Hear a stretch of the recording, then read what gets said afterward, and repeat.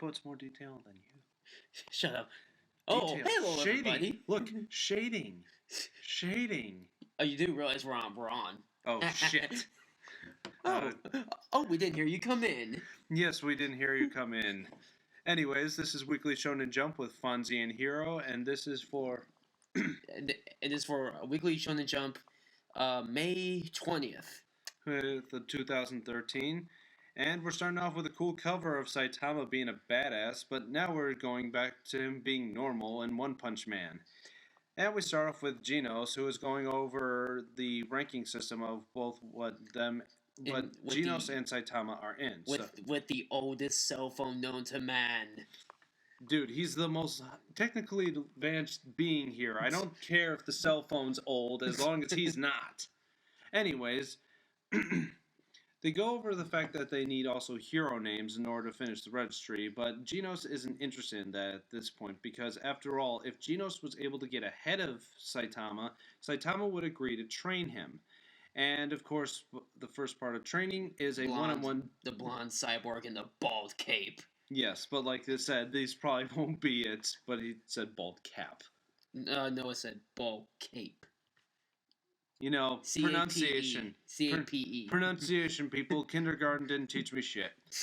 Anyways, the first part of the training is a one-on-one confrontation to see how Genos can fare off against Saitama. And it is awesome.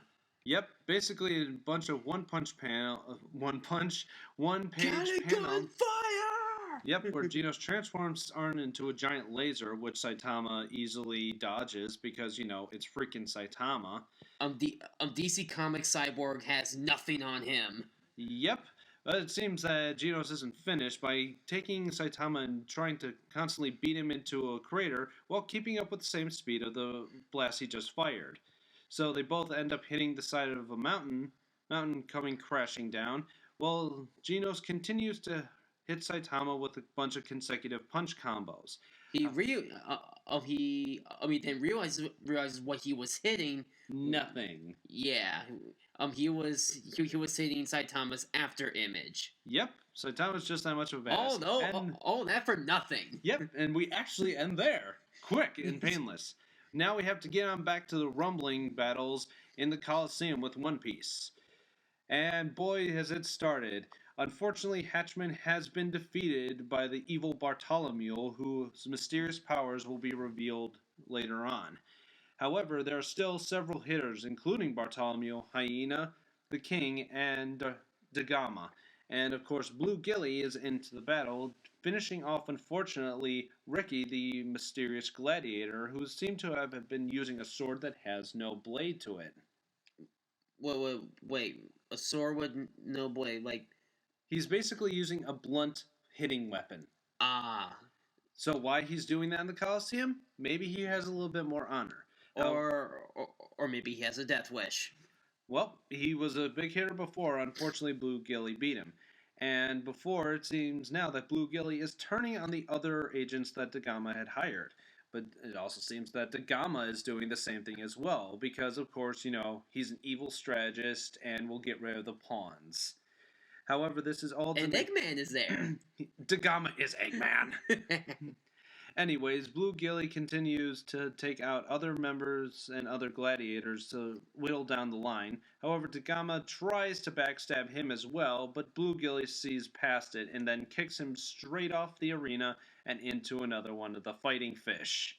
God, I just love those things. And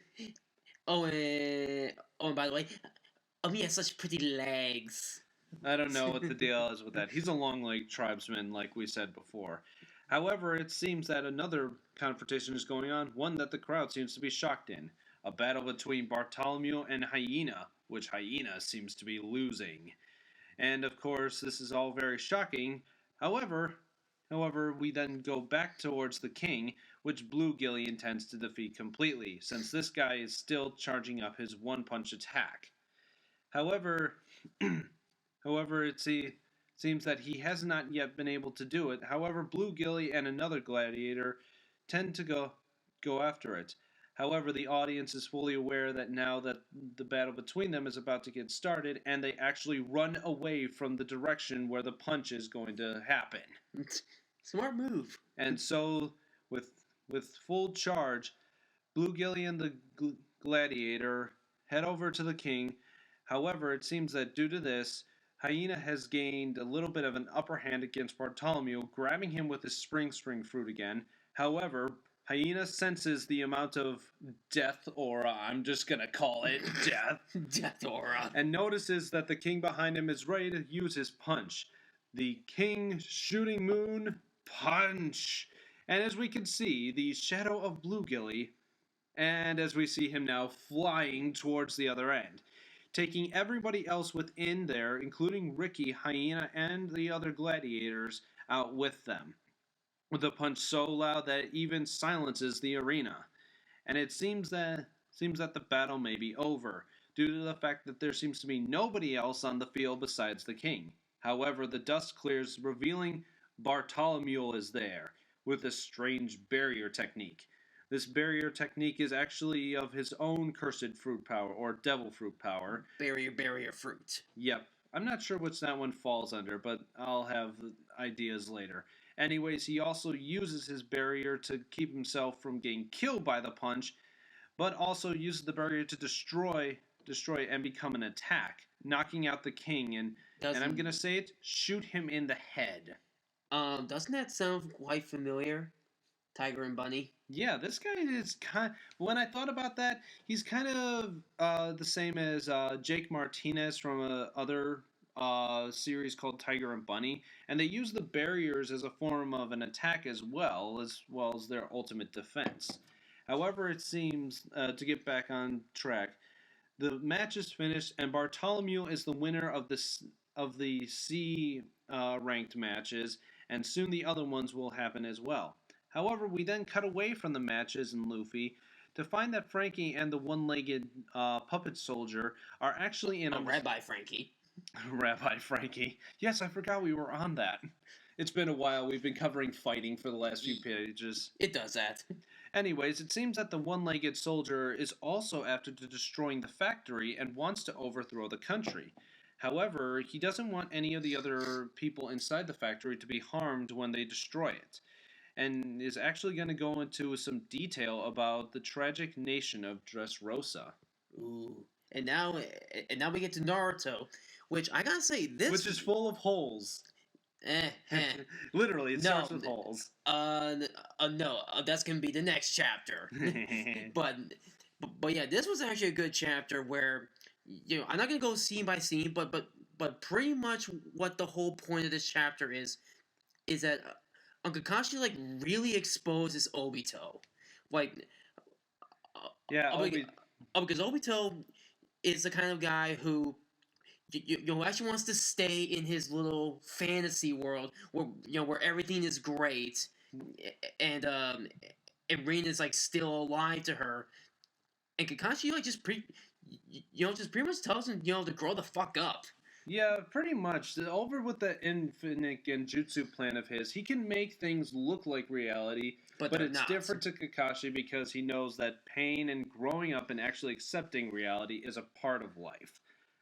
But it seems that the Bijou has other plans. It's gonna vomit out something. So actually, I have a little bit of this. This is actually, I'm not sure why they use this as reference, but that plant, out of the Bijou's mouth is a plant that is actually indigenous to Australia, known as the giant arboros, which is a man-eating plant. Well, no, not man-eating, but it's a carnivorous plant that eats smaller plants and other animals. Yeah, and by the way it looks like it evolved into a Vileplume. Yeah. Ha! Oh right, I could teach it Stun Spore. and so the Eight Tails and B. Yeah, the Eight Tails and B. Now realize that it's up to them to fight off the Bijou. And yeah, see Vileplume, how it looks. Yeah, but he's gonna fight off a giant Bijou Dama. Yeah, that's gonna be a little difficult with Naruto still healing. everybody wants to get in front of him and protect him since he's been doing the same. But that's not gonna do anything if they die, which is why Shikamaru's gonna be awesome, right? Oh yes, this is where his intelligence starts to be awesome. He uses that mind transfer jutsu. Yeah, he does a mind transfer jutsu, and Ino's what is it like a? It's the same how her father does, links up minds with other people without having transferring bodies, and he's linked up with one of the other captains from the Hidden Mountain Village.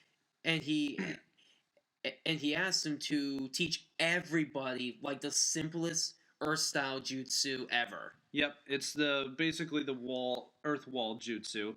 And of course Shikamaru now asks Ino to now send that signal out to everybody. So now every single person, well, like all the ninja of the Leaf Village know how to use that Earth style technique. Yep, and it's somewhat successful. And we also get back to Kakashi just completely mind fucking Obito.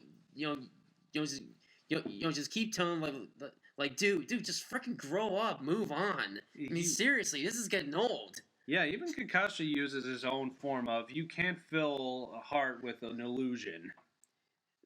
Anyways, the Biju Dama is constantly breaking through the other barriers. How now it's time for B to be awesome. For a short while. But then a familiar. Yep, the Biju Dama vanishes, but while it vanished, there's a familiar kunai on the floor. That's what it is. That's what I was thinking. A familiar kunai, and it's Minato! Yep, Minato's awesome, and it seems like Naruto knew it was going to happen all the time. Which, in the next chapter, I'm going to have serious gripes about.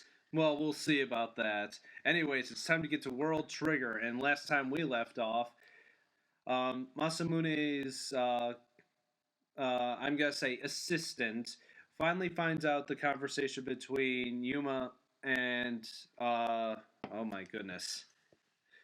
Sorry, Osamu. I'm sorry, folks. His name is really hard to memorize for me. Darn you, Japan! Anyways, they full-on use their triggers and I guess are ready to subdue them because they believe that the neighbor is actually Osamu's sister, which the actual neighbor is Yuma, which he inadvertently, bluntly states to the others. And yeah, he just blatantly goes, "Oh no, I'm the neighbor, me right here, the short guy." I love the this white guy because the white hair guy. It's just like he just throws out the real kind of shocking information without regards of the consequences. Anyways, because of this, bam, bam. Yep, retaliation. Masamune's assistant is not exactly the type of guy who wants to leave a neighbor alive because he believes that they're a true threat to humanity. So basically, they're both the bad cops. Not really bad cops. I mean, when you've been fighting monsters all the time that literally eat humans just to suck out the energy of them and then literally drop them out as dead husks. Yeah, you gotta think that those things are terrible beyond compare. Anyways, it seems that Yuma averts the gun blasts that Shinju uses. I just noticed the name. Anyways, it seems that they're pretty impressed of how he was able to actually deflect the bullets. But this doesn't really solve Shinju's problem because now he views that Osamu is a traitor and is now willing to take him down as well, and constantly asks him to move aside. But like Osamu's white knight policy, he's not just going to just stand by and let Yuma get cut down. However, Yuma doesn't want to get cut down and use this as a challenge. And it turns on his trigger. Yep, this is gonna be fun. Seeing how his trigger is capable of so much cool stuff. Yeah. And of course, the other member that was next to Shinju at the same, Shuji at the same time, is ready to take him on. However, we see far away is that Osamu notices that there's an actual sniper on the roof. Of how he noticed him all the way. Yep, Osamu's like that ultimate superhero kind of thing. He knows everything around him. Are you Superman? Cool. Are you from a planet called Krypton? Yeah, but he's not the Man of Steel. He's the Man of Tryon. Ah, Nice. Anyways, it seems that the two snipers have been found out and that Yuma is nowhere near surprised. However, it seems that the other guy is willing to send his spear flying towards Yuma. However, this is not like every other day. It's because that Yuma has actually been struck in the neck and is now releasing the black smoke that all the other neighbors have used, I guess, as their blood. Yeah. So this is a problem. This is the first time we've actually seen Yuma actually hurt. Or even actually get hit. That's because he's now facing off against an actual trigger user of an A squad. So I'm guessing these guys are pretty damn tough. Yeah. But it seems that Osamu has had enough and is called Jin because Jin is fully aware that Yuma is a neighbor and wants him to help out. However, Jin is actually there, noticing the entire situation unfold. And due to Osamu's surprise, have you ever noticed he kind of looks like Aizen in a way, but younger? You know what? I never thought about that. Maybe there is a little bit of an artistic factor to it, but I think it's because of his hair. Just how it looks. Well, that's a cool hairstyle. Slick it back, you're awesome. Anyways, it seems that Osamu's surprised because Jin gives him a little bit of information that there's probably no way that Shinju or the others will actually be able to take down Yuma because he's something special. But now we get to Bleach. Oh, this is gonna be good. We see, well, his mom dead. Yep, this is back from an old. This is actually art that hasn't changed from the old style that he once used. That Taite Kubo. I don't know how he did. But I think that was just.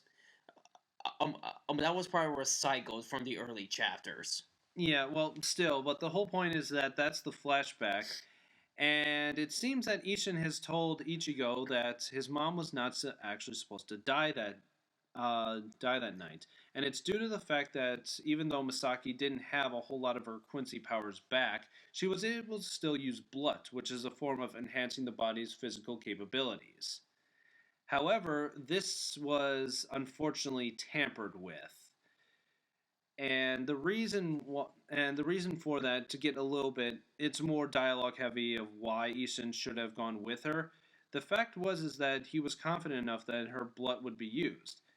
However, what he didn't know was that all the Quincy's were drained of their powers. This is because of an old Quincy tale about the Ashwalan, the consecration, which is a form of legend. It's more of a legend among the Quincy's. It wasn't true beforehand, and this is the revival of the king of the Quincy's. So he's kind of like the Madara of this universe. Not necessarily, because he's sort of like a legendary king. He wasn't ever known to actually have existed until now, and it seems that the legend, according to the Quincy's, is that the king was sealed away and would regain his pulse after 900 years, regain his mind after 90 years, and regain his strength after 9 years. So 990 years this guy was sealed away. However, until that point... Wait, don't you mean 999? Yeah, sorry, 999 days. Oh, so close to 1,000. Yeah. Well, I'm guessing there's something having to do with that 1,000th day or something, because it seems interesting. Anyways... by the way, 999? It's probably a reference to the fact that 666 is the day that Lucifer became Satan. Yeah. Anyways, it seems that during this time where he regains his strength is when he forcibly takes all of the Quincy's energy from not only mixed bloods but pure bloods. And unfortunately, this is a problem due to the fact that... And here's where the translation gets a little mixed up. Ryu is talking about this legend and exposes the fact that all the Quincy's powers would be taken not away, but lessened. And this is also due to the fact that Misaki couldn't finish off or protect Ichigo from Grand Fissure. And he also talks about the fact that Katagiri, his wife, was also frail. But in truth, the real translation is that she was in sickness and in a coma at the time, and her blood abilities and all of her energy was taken at the same time and unfortunately killed her. The same Aw. happened, of course, for Masaki, which Ichigo now realizes. And this makes him go over a revelation of what Judo was talking about the entire time. Get it, Judas. We're getting a lot of those references nowadays. But it seems that now Ichigo has finally understood that he himself is also a Quincy, but of a special breed. Just like how he has Hollow and Shinigami energy within him. I don't know, but like, Michiko has like it's like part everything. Well, that's the problem that I have a little bit with Naruto and Bleach is that these two are essentially the messiahs of theirs. They're Of special course. in that way because they are either born with it and then But what Naruto does differently is that with Naruto, he may be super powerful inside, but he still sucks as a ninja. He still sucks. Yeah, but the whole point is that they grow to become them. It's like Yeah. they're acknowledged throughout all their time. But the thing with Ichigo, he was super powerful right from the start. Yep, but of course that's a Soul Society arc that we'll have to get on later on. Anyways, it seems that Ichigo is finally done talking with his father and has met his part-time job boss at the time at the I guess on their street corner and gives back his Shinigami badge. And of course, now he's going to go and head on back. However, we now go back to Juha and notice that Hushwalish. You know what? This German name stuff is going to get more difficult. We'll try and do as best we can. Okay, easy there, mein Führer.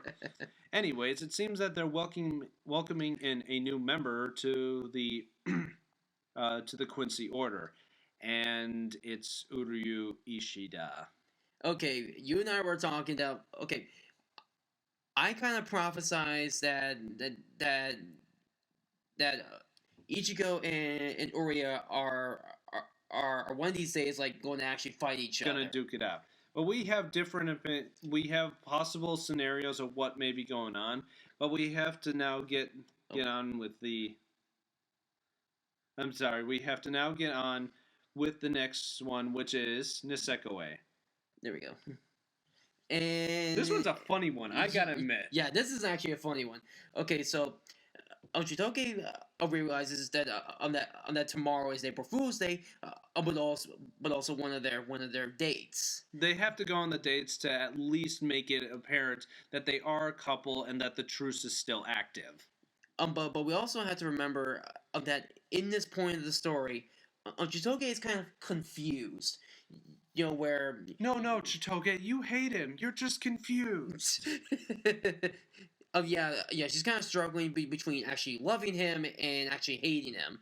But she's getting there. It's like the souvenir thing, that whole complex where the girl doesn't like them and will constantly bash him like, you're an idiot, but I still love you. It's sort of like the Helga thing, if you guys remember from Hey Arnold. Oh, I love that show. That was awesome. Kid from the Bronx. But yeah. So she's actually come up with an idea to pull April Fool's prank on Nichijou, by telling them that they're going to be observed throughout the whole day by 500 gang members.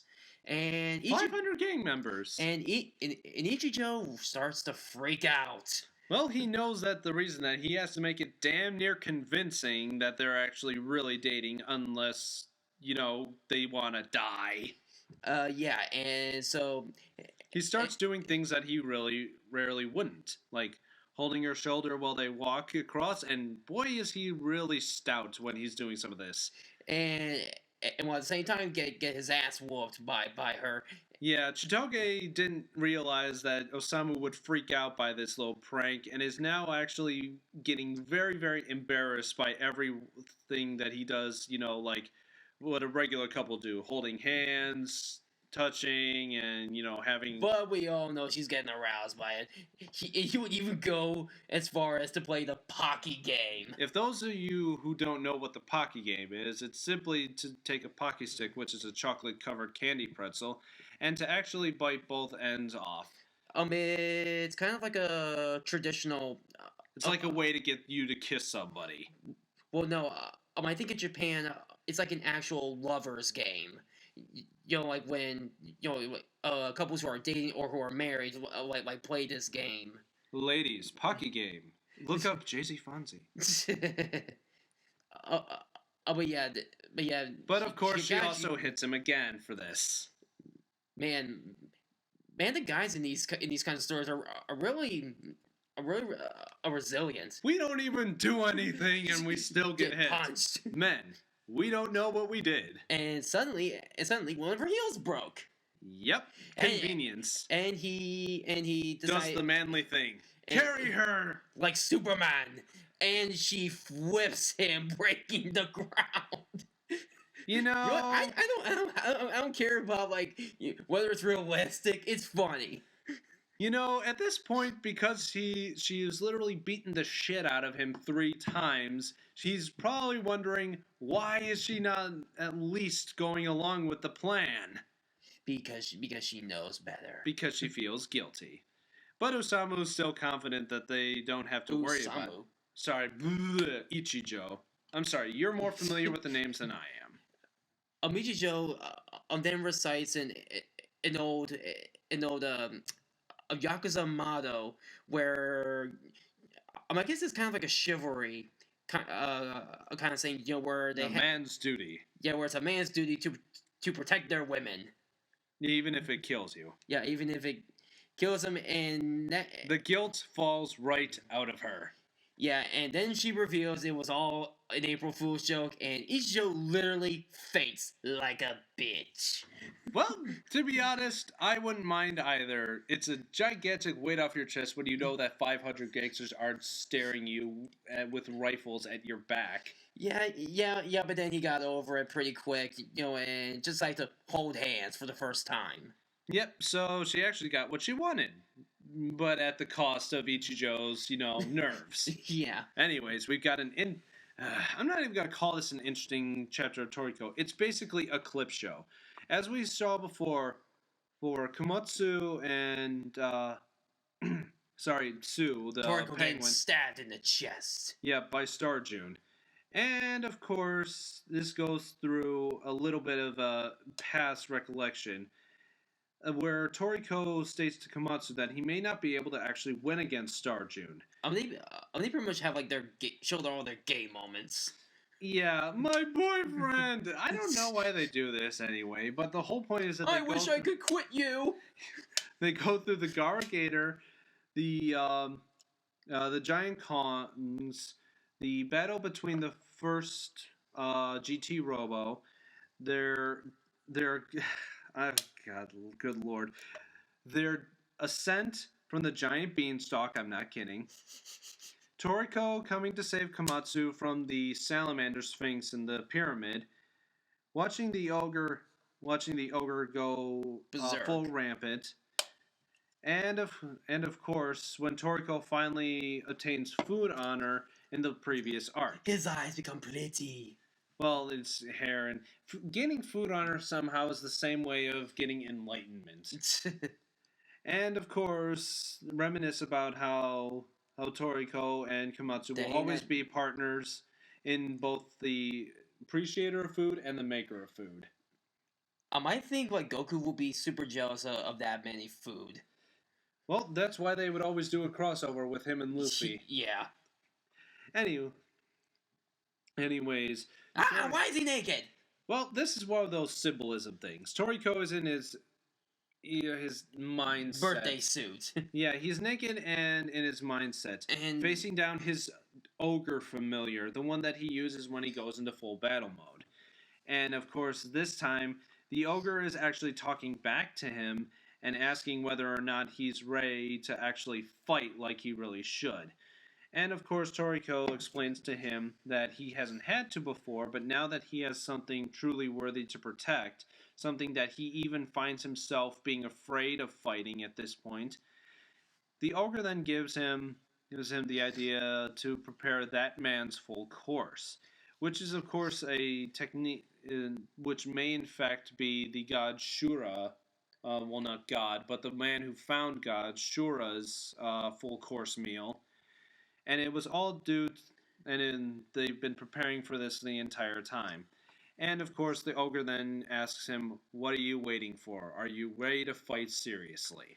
So I guess the ogre is kind of like his Nine Tails spirit. Pretty much, it's like his primal fury, like everybody has in them. Like everybody has that sort of animal instinct that tells you when are you willing to break your limits. And of course, with God, my boyfriend Toriko does in fact show up again, literally sucker punch Star June, and is ready to fight Star June again in front of Komatsu. You know what is the? You know what? I'm just waiting for the next battles. Dragon Ball. Where we're going is being chased by a motherfucking T-Rex. Yep, and of course this is all getting ready for the battle with the Saiyans. Yeah, and like Tien is like super buff compared to everyone else. Well, because he's the only one who's not wearing a shirt. Anyways, hi, Mr. T-Rex. I'm sorry I cut your tail. Here, let me do it again. You know, this guy. You know, Gohan's kind of an ass now. Just like Piccolo. Thank you, Piccolo. Anyways, that has been it for the weekly Shonen Jump, and we have a little message to go. It is that Yu-Gi-Oh! Zexal will be returning again for another chapter, which, to be honest, I actually don't give a shit. Yeah, me neither. But now let's get to Fairy Tail. With an epic pose of Natsu this time. I don't know what he's supposed to be, I guess. Just awesome? Maybe a Power Ranger or just something? Awesome. We're going with just awesome. Fine, whatever. And go through some fan art, which are very pretty. However, we then get to the Fire Dragon, who's being taken on by Luxus and the other Lightning Lords. And it's not going very well. Yep, the only one who seems to be even having an effect is Luxus. That's but he's been doing a little damage. But then Natsu jumps on his back and starts to eat him because he's made of fire. Well, what we actually learn is that dragon elements also. Welcome to the world famous Burger Bus. It's gonna be $10. This is what you get when. We get to pick. What? Dude, you have an advertisement on there. There better not be an advertisement now. Good. Good. Nothing. Lord. Anyways, what we said, dude, we're doing a different one next time. The dragon aspects work like the same elements. Is that if you're not into the same element weakness, then you can't do anything. In this case, the fire dragon is of a fire element. Luxus is of lightning, and lightning doesn't do anything except actually create fires. Yeah. So he can't really do as much damage as he wants to. However, Natsu's plan is in fact really awesome. He starts eating the complete fire dragon.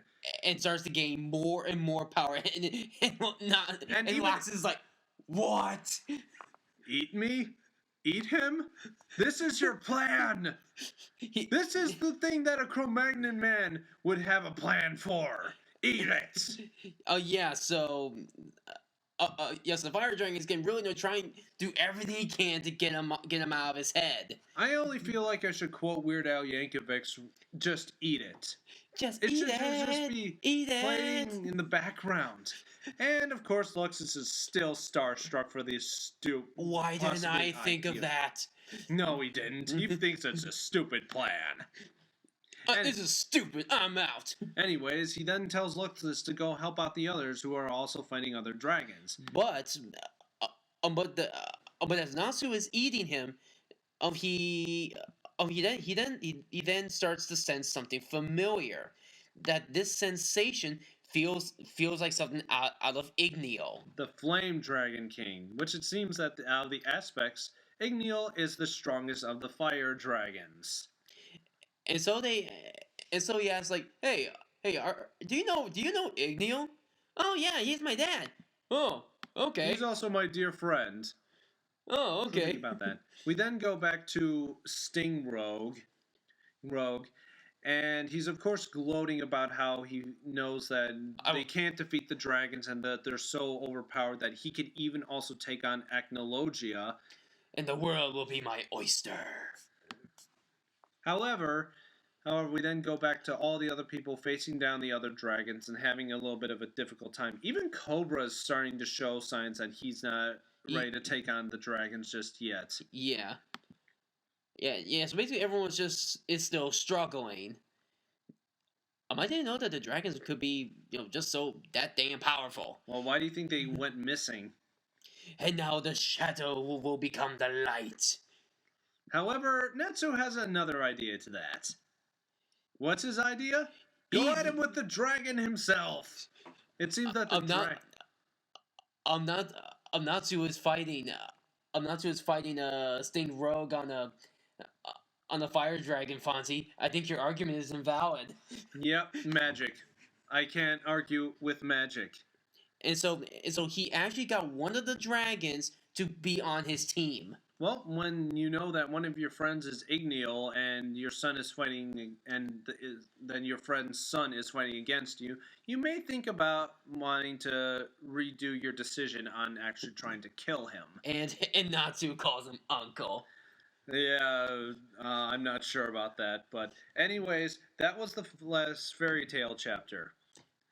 Yeah, so I can't wait to see what happened next. Yep, so we have a lot to hopefully see in the next few chapters.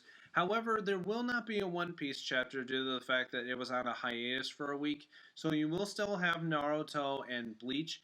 However, now we must end the episode. This has been Fonzie. And this is Hero. And we're signing off.